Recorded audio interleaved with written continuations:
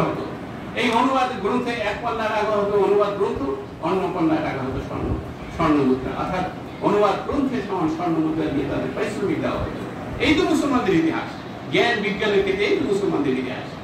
জ্ঞানের এমন কোন শাখা নেই যেখানে মুসলমানদের অবদান নেই। সেই মুসলমানরা যখন জ্ঞান বিজ্ঞান থেকে সরে আসলো, তখন জায়গা তো কখনো খালি থাকে না। সেখানে ইসলামের মুসলমানের শত্রুরা, ইসলামের শত্রুরা সেই জায়গাটা দখল করলো। দখল করার পরে কি করলো?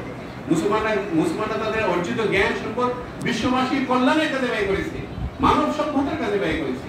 কিন্তু ওই শক্তিটা যখন ইসলামের শত্রুদের হাতে গেল, তখন ওটা মানব জাতির জন্য বিধ্বংসের কারণ হয়ে দাঁড়ালো। তার সবচেয়ে জ্বলন্ত উদাহরণ কোনটা?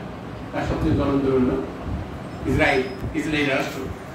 আমাদের এখন এই অবস্থা থেকে পরিত্রাণের জন্য যে মৌলিক কাজটা করতে হবে সেটা হলো যে আমাদের এই শিয়া সুন্নির বিভেদ ভুলে যেতে হবে।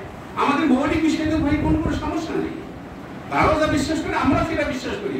তাদের আকীদাটা আমারও আকীদাটা। যদি শিয়াদের মধ্যে স্থির আসে, সুন্নিদের মধ্যে নেই। শিয়াদের মধ্যে অনেকগুলো গ্রুপ আছে, সুন্নিদের মধ্যে অনেকগুলো গ্রুপ নেই। কিছু কিছু গ্রুপ এরকম ইসলাম থেকে বাইরে হয়ে গেছে।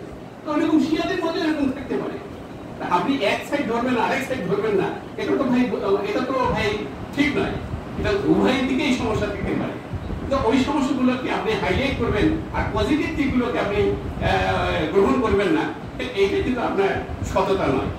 এটা আলিম সমাজদেরকে এটা ভাবতে হবে। আর একটি কথা আমি বলি, সেটা হলো যে এখন আমাদের সময় এসেছে ইরানকে অনুসরণ করা, অর্থাৎ জ্ঞান বিজ্ঞানে পারমাণবিক শক্তিতে মুসলমানদেরকে বলিয়ান হতে হবে। ওই জন্য তো আমাদের জাতীয় কবি কাজী নজরুল ইসলাম কি অসাধারণ বলেছেন। নজরুল বলছেন এভাবে, শুকনো রুটিনে সম্বল করে যে ইমান আর প্রাণের জোরে ফিরেছে জগৎ মন্থন করে, সে শক্তি আছে বিনিয়ান, আল্লাহু আকবার রবে কাপুক বিশ্ব দুর্বিমান। এই হলো আমাদের দেশ, এই হলো আমাদের শিক্ষা। যখন আয়াতুল্লাহ খোমেনিকে তখন আমেরিকা বললো যে যদি তুমি আমার কাছে বশ্যতা স্বীকার না করে তোমাকে আমি খাদ্যের নিরাপত্তা দেবো না, তোমার কাছে আমি খাবার পাঠাবো না। তখন আয়াতুল্লাহ খোমেনি রহমতুল্লাহ বললেন যে তুমি কাকে খাদ্যের ভয় দেখো? এটা আমি শুনেছিলাম যে তুমি কাকে খাদ্যের ভয় দেখো, খাবারের ভয় দেখো? যে জাতি 1 মাস না খেয়ে থাকে তাকে তুমি এবার খাদ্যের ভয় দেখো। 1 মাস যে জাতি না খেয়ে থাকাটাকে ফরজ মনে করে তাকে তুমি খাদ্যের ভয় দেখাও। আমরা তো সেই জাতি। যখন খালিদ বিন ওয়ালিদ রাদিয়াল্লাহু আনহু